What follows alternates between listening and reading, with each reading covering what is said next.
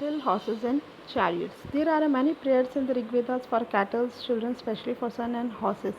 जो ऋग वेदास में है उसमें काफ़ी सारी प्रेयर्स हैं किनके लिए, कैटल्स जो होती हैं, जो पालतू जानवर जो होते हैं उनके लिए, स्पेशली लड़कों के लिए, जो बॉयज़ के लिए होते हैं, हॉर्सेस के लिए, जो हॉर्स होते हैं उनके लिए इनकी प्रेयर्स जो हैं वो काफ़ी ऋग्वेदा में देखने को मिली है. Horses were yoked at chariot that were used in a battles which were fought to capture cattles. जो हॉर्सेस होते हैं वो रथ से बांध दिए जाते हैं और जो बैटल्स में काम आते हैं ताकि वो लोग जो हैं वो कैटल्स को कैप्चर कर सकें. मतलब जो पालतू जानवर होते थे लाइक गाय वगैरह, उनको जीतने के लिए भी बैटल्स जो होती थी. Battles were also fought for land which were important for pastures and for growing hardy crops that ripened quickly such as barley. और जो बैटल्स था वो लैंड के लिए भी होता था, जो पास्चर्स के लिए मतलब चरवाह के लिए काम में ली जाती थी, और कुछ जो क्रॉप्स थी उनको ग्रो करने के लिए भी यूज़ की जाती थी, लाइक बार्ली वगैरह हैं, उनको ग्रो करने के लिए भी, लैंड को कैप्चर करने के लिए लड़ाई होती थी, वॉर होती थी. Some battles were fought for water and to capture people. और कुछ जो वॉर्स होती थी वो पानी के लिए और या फिर लोगों के लिए भी होती थी. Some of the wealth that was obtained was kept by the leaders and some was given to the priest and the rest was distributed among the people. और जो वेल्थ होती थी, जो पैसा या ख़जाना जो भी होता था, वो लीडर जो था वो अपने पास रखता था, और जो कुछ तो साधुओं में डिस्ट्रीब्यूट कर देता था और कुछ लोगों के बीच में. Some wealth was used for the performance of yajnas and sacrifice in which offering were made into the fires. और कुछ जो वेल्थ था वो यज्ञ में काम आता था, उसमें देने के लिए यज्ञ में. और कुछ जो था सेक्रीफाइस मतलब लोग जो थे वो फायर में देते थे, और जैसे गॉड एंड गॉडेस की पूजा करते थे, उनको अर्पित करते थे. घी है, अनाज है, ग्रेन्स हैं, और कहीं पे बलि देने का भी था. ठीक है. Some mans took part in these wars. और जो मोस्टली मैंस जो थे, आदमी जो थे, वो वॉर में वॉर में ही लड़ते थे. And these were there were no regular army but there was an assembly where people met and discuss matters for war. और वहाँ पे जैसे पहले जैसे अपन देखते हैं कि आर्मीज़ वगैरह नहीं होती थी लड़ने के लिए, एक जनरल असेंबलीज होती थी जहाँ पे लोग जो है डिस्कस करते थे मैटर्स को और पीसफुली उसके बारे में बात करते थे. और उसमें कोई भी एक जो बहुत ही ताकतवर और अच्छा लीडर होता था वो उनको बना दिया जाता था.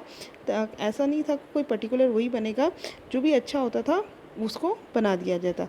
Words to describe people. There are several words of describing people in terms of the work they do. जो अलग अलग तरीके होते थे जिससे कि लोगों को पहचाना जा सकते हैं, उनके वर्ड्स जो थे. In terms of the work they do, the language they speak, the places they belong to and their family, their communities and cultural practice. जो अलग अलग वर्ड्स थे जिनसे कि उनको आइडेंटिफाई किया जाता था, उनकी लैंग्वेज को के थ्रू, उनके वर्क है, उनकी फैमिली है, कम्युनिटी है, कल्चर प्रैक्टिस है. Let us see some of the words used to describe people found in the Rigvedas. अब ऐसी कुछ वर्ड्स जो हैं वो अपन देखते हैं जो ऋग्वेदा में यूज़ किए हैं. There are the two groups which are described in the terms of their work. Two works के अकॉर्डिंग जो है, टू वर्क्स में डिवाइड किए हुए वर्ड्स कौन से? एक the priest and sometimes called Brahmans who perform various rituals and the rajas. जो पहला जो वर्ड था वो प्रीस्ट जो था, वो जो सारे रिचुअल्स वगैरह काम होते थे, जो पूजा पाठ का काम होता था, वो सारा कौन करता था? प्रीस्ट जो थे, ब्राह्मण्स जिनको कहा जाता था, वो करते थे. And these rajas were not like one which will be learning about later. जैसे जो राजा होते हैं, हम लोग समझते हैं, अभी तक जानते हैं राजा कि जो गवर्न करता है, ऐसे राजा नहीं थे पहले. उस टाइम पे दूसरे फॉर्म में राजा थे. They did not have a capital, cities, places and armies. उनके पास में ना ही कोई राज्य था उनका खुद का, प्लेसेस, आर्मीज़ नहीं थी, और ना ही वो कोई टैक्स लेते थे उन लोगों से. ठीक है. Generally sons did not automatically success fathers as rajas. और जो राजा के जो बेटा होता था उसको आगे राजा नहीं बनाया जाता था. ठीक है. पहले जो थे राजा जो थे वो नॉर्मल पर्सन ही हुआ करता था.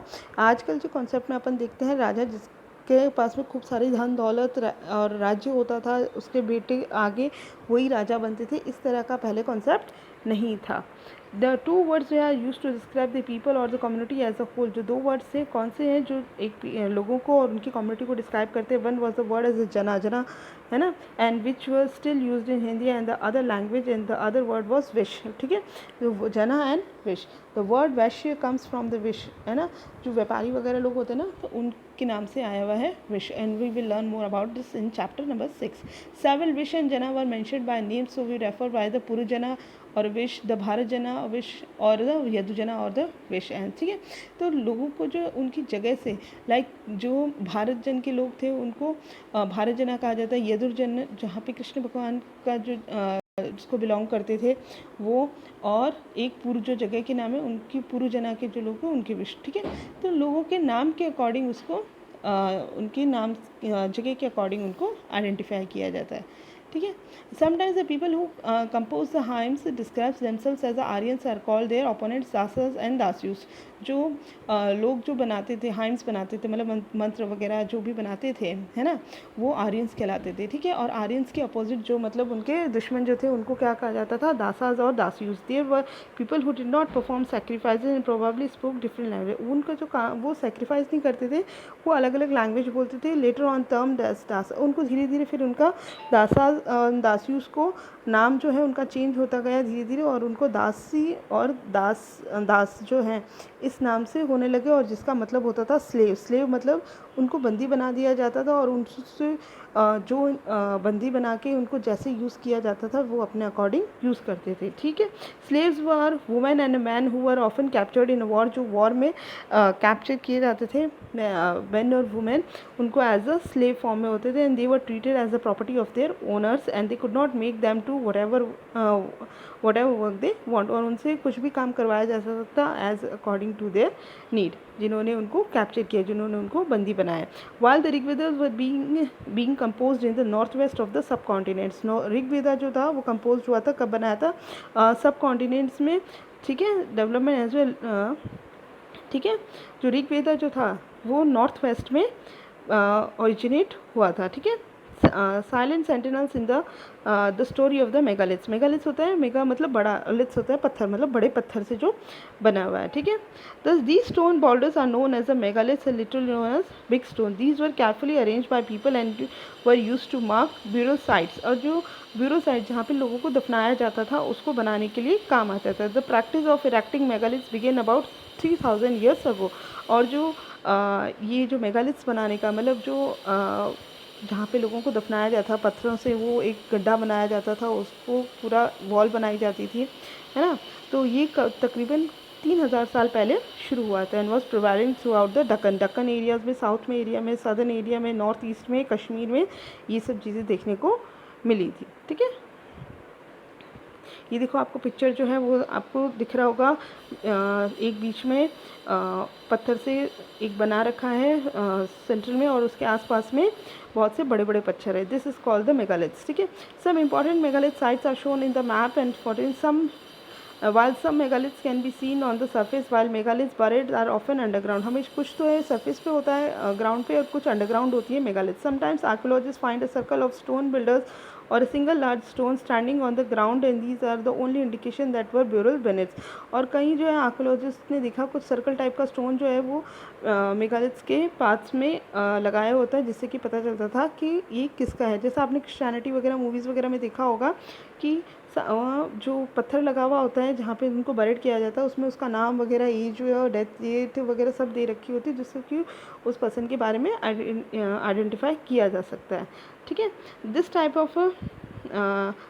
Of megalith is known as the cist. इस टाइप के मेगालिथ्स को क्या बोला जाता है? Some cist like the open shown here and have portholes which could be use as an entrance. और एक तरह से एंट्रेंस के रूप में भी मतलब अंदर जाने के लिए, किसी को बारिश करने के लिए अंदर जाते हैं ना, तो उसको जाने के लिए एक रास्ता भी होता था। ठीक है, there were several things that people did to make a megalith. कहीं काफ़ी चीज़ों की ज़रूरत होती है मेगालिथ्स को बनाने। They have made a list here and try to arrange them in a like digging pits in the earth, मतलब ज़मीन के अंदर खड्डा खोदना, ट्रांसपोर्टिंग स्टोन्स, पत्थर्स लाना, breaking boulders, placing stones in the correct position, finding suitable stones, shaping stones, burying the death, मतलब पत्थर को काटना, उनको अरेंज करना सूटेबल जगह पे और उनको शेप देना और फिर उनको बरिड किया जाता था। All this burials have a common feature, generally the dead were buried with a distinctive pots, और सब में एक कॉमन फीचर होता था, वो जो बरिड होते थे, डेड बॉडीज होती है, उनके साथ में कुछ ना कुछ दफनाया जाता है। Like black and red colour के पॉट्स होते थे, टूल्स होते थे, वेपन्स होते थे, आयरन के वेपन्स होते थे, स्केलेटन हॉर्सेस जो लाइक जिनके खुद के उनके पसंदीदा हॉर्स जो थे, या जो उनके साथ में वॉर में जो हॉर्स जिनकी डेथ हो गई थी उसको भी उनके साथ में दफना दिया जाता था। हॉर्स इक्विपमेंट्स थे, ऑर्नामेंट्स थे स्टोन एंड गोल्ड के, तो इस तरह से काफ़ी चीज़ें जो थी उनके साथ में, उनकी जो मनपसंद की चीज़ें थी, उनकी फेवरेट जो चीज़ें थी वो उसके साथ में दफना दी जाती थी। ठीक है, the iron equipments found in megalith burials, left top में आपको देखा हॉर्स के इक्विपमेंट आपको दिख रहा होगा ये, ठीक है, और उसके नीचे देखिए आपको एक्सेस दिख रहे हैं और यहाँ पे नीचे आपको डैगर मिल रहा है। ठीक है, तो ये सारी चीज़ें आपको देख के पता चल जाती है कि ये जो चीज़ें हैं वो बरेड की गई थी उसके अंदर, जो मेगालिथ्स थे वो उन डेड बॉडीज़ के साथ में। ठीक है, the centre of the settlement and horses are had a granny and these body were placed in a cross-legged position। अब जो